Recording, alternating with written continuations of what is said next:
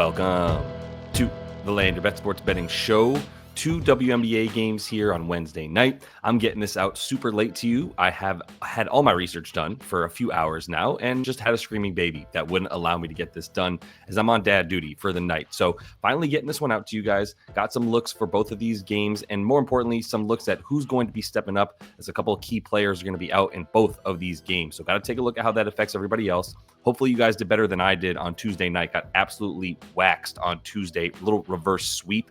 Things that stand out to me. Alicia Gray took the most amount of shots she's taken all season. Still couldn't get to her points. That's how bad she shot. As a result, Ryan Howard couldn't get any assists despite about 11 or 12 potential assists because nobody made a shot on the Atlanta Dream as they lost in their game. A couple other unlucky things, late scratches for the Mystics.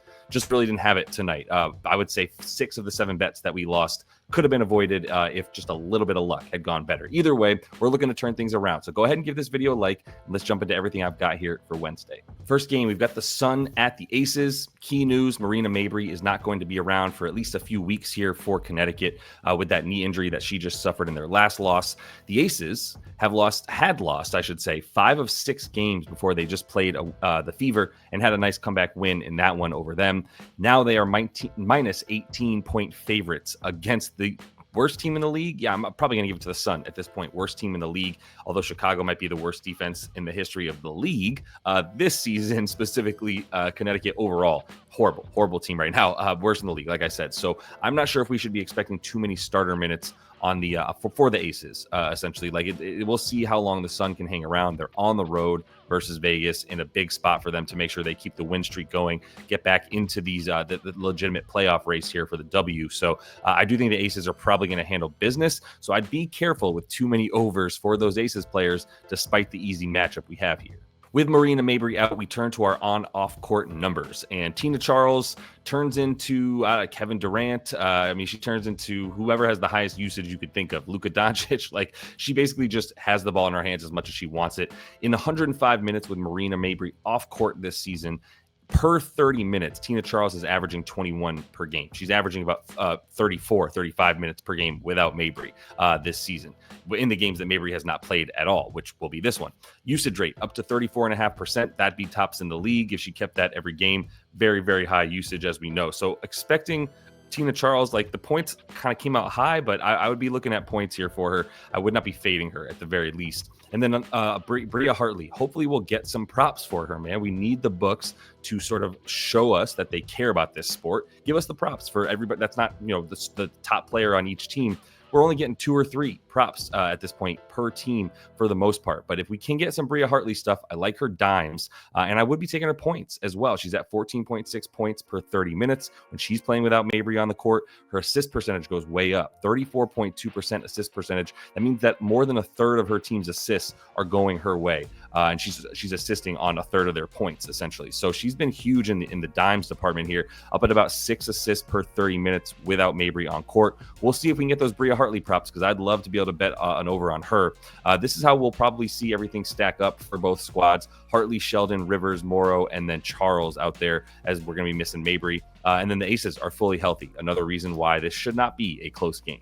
As we jump into these player props, using propsmadness.com, the #1 sports betting research tool for all things hoops. Definitely for the WNBA, plenty of data that you're not going to be getting anywhere else when you're searching for WNBA props and help to help you with your research here. Use code LYB if you want to jump in, get yourself a 25% off your first month. Also gets you a 7-day free trial if you want to test it out for yourself before jumping into Props Madness. But really only one bet that I'm looking at right now that I'm planning on playing here. It's Asia Wilson, and it's specifically on the boards. And I think we can still go over on her boards at 9.5. I'm looking at that number and I'm going, look, Asia, despite having somewhat of a down year, mostly due to injury right now for the Aces, she got injured here on June 7th, also missed a couple games after June 1st. If you're looking at that, like, that's going to definitely make these numbers look way worse for the boards here. But I will still say, I think she's probably going to get at least 28, 29 minutes in this one. That's all she needed in the last time. They played 29 minutes, 25-point win for them. She had 10 boards, definitely dominated on the points and the assists. I could see her using this as a big game to dominate. But the reason I like the boards the most is this is the worst rebounding team in the league in the Sun, and they give up the second most rebounds to centers, which makes sense. They can't rebound against anybody, really, but definitely a ton against centers. We might see a few more threes, although Mabrey has been the most responsible player for shooting threes, so not sure she's going to have enough of a substitute to take those threes at this point for the Sun, which should lead to shorter rebounds for Asia to be able to get those boards. And she'll be doing the bulk of the guarding on Tina Charles, I imagine, keeping her close to the basket. So do like the boards more than anything for her. Don't really like much else. Everything's right on the money here. But again, Tina Charles without Marina Mabrey, dominant score, dominant usage. So even if she got like 25, 26 minutes in this game, that'd still be good for about an 18, 19 point projection with the way that she's played per 30 minutes without Marina Mabrey on the court. And even if she's not shooting a great percentage, which she's not shooting horribly, but even if she doesn't shoot a great percentage and we expect her to take about 15, 16 shots in this game, that would be good enough for me to take her for over on 16.5 points. Turning to the Liberty and the Valkyries in San Francisco. And the key here is that Ionescu is going to be questionable. And we know Jonquel Jones is still out now for the better. She's going to be out for the better part of more than a month at this point. The Liberty been struggling a bit. Lost 2 in a row. One of those without Sabrina, 2 of them without Jonquel Jones. And they've lost 3 of their last 4 as well.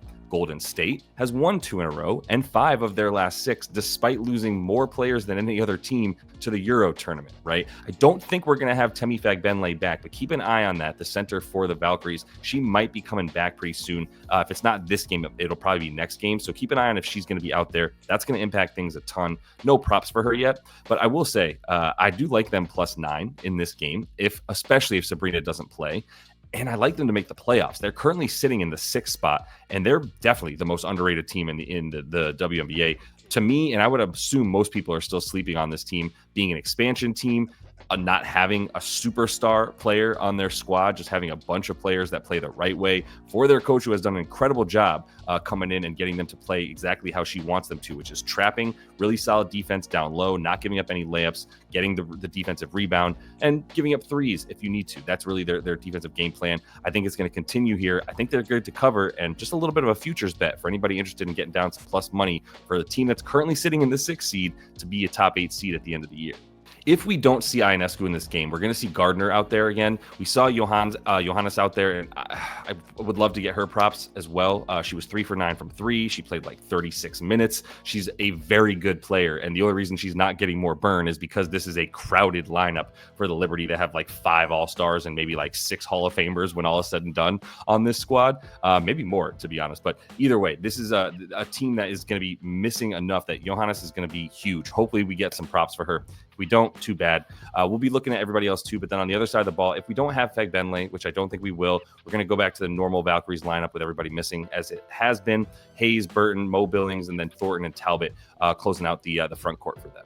Starting with the Valkyrie, I still like Kayla Thornton to keep her tear going, these points. You can see the 15.5, pretty much close to even money for us. She has gotten that in her last 6 games, going over, even against some pretty good defenses in there, the Aces and the Fever specifically, as well as the Storm, where she dropped 22 on 14 shots. And she's been getting to the line and making threes. And the threes are a big part of what I like about this. You can see here, 43% of her points come from above the break threes. That is against the worst defense above the break. And in part because Sabrina, no good on defense. Honestly, questionable effort, but more than anything, just not a very good defender overall. And can't stay in front of people, can't really get out and guard the shot too well. So if she's out there, I love this even more. But even if she's not, right, like the matchup for Thornton might be a bit of Stewie, but could also see Stewie play a little bit more on Mo Billings if she want to make sure that she gets the bigger matchup to get the rebounds and she's down low, since they're going to be without their major size, right? It's going to be her and Sabally down low, really the 2 most important players on the starting lineup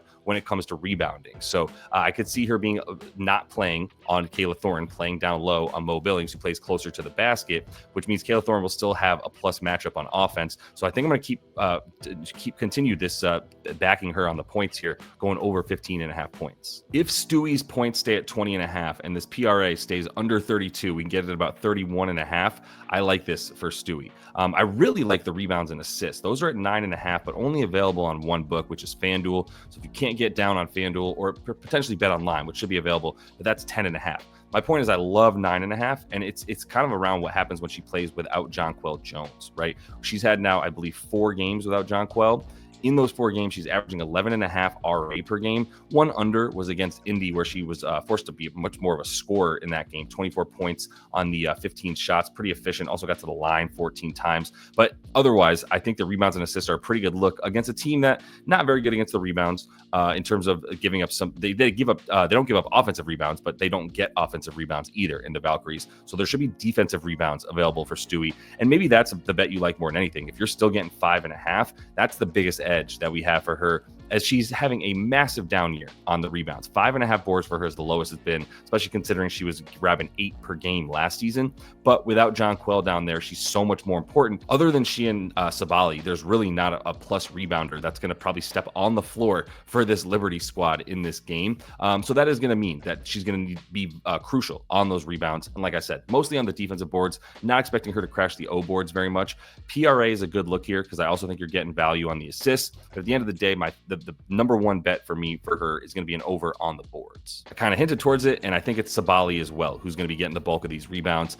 We have her right now listed at 6.5. I imagine that's going to be 7.5 in most places. She's got 9 in back-to-back games without John Quell now. 31 minutes in both of those games as well. That's huge. And then if you look at the Valkyries, if Fagbenley's back, all right, they've got a true center out there, but otherwise they don't. They don't have a true center. It's going to be Sabally as the best and biggest player out there. That would lead to some rebounds. That's why this team is giving up the 4th most rebounds per game to centers right now for the Valkyries. They're just like really big at every position, or at least the forward positions, not really center, right? So they don't really have a true center, especially without Fagbenley out there. So this should be another good rebounding matchup for Nayara Sabally. That's the other over I'd be looking at. And that is all the time I have for you guys in this one. Thank you for bearing with me, as it took me a minute to get this one out. Looking to get a live show going. Not sure if we'll be able to get that done on Wednesday. My life's not totally in my hands right now. It's dictated by an infant that's about a month old. So appreciate y'all's patience with me. Best of luck here on Wednesday night with all y'all's bets. Until I see you next. Happy betting.